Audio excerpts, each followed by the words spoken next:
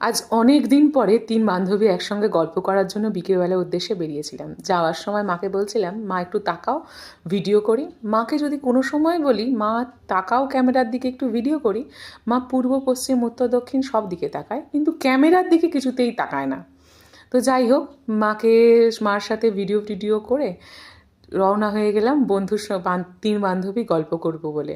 মনের মধ্যে ভীষণই উত্তেজনা ছিল, কারণ প্রায় 6-7 মাসেরও বেশি হয়ে গেছে তিনজনের দেখা হয়নি বা কথাও হয়নি। কাছাকাছি বাড়ি, কিন্তু অনেক সময় হয় না যে কাজটাও দূর হয়ে যায় কাজের চাপে।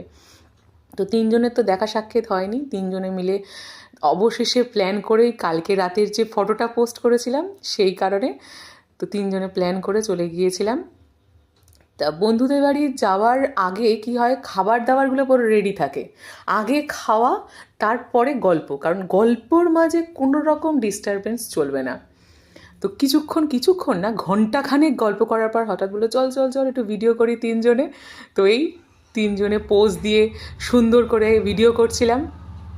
ভিডিও করে নিয়ে সত্যি প্রাণের গল্প, মনের গল্প হয় সবাই মিলে একসঙ্গে দেখা হলে। তো আজ সন্ধেটা বেশ চমৎকার কাটলো, সেটাই শেয়ার করলাম। কেমন লাগলো জানাবেন। Thank you.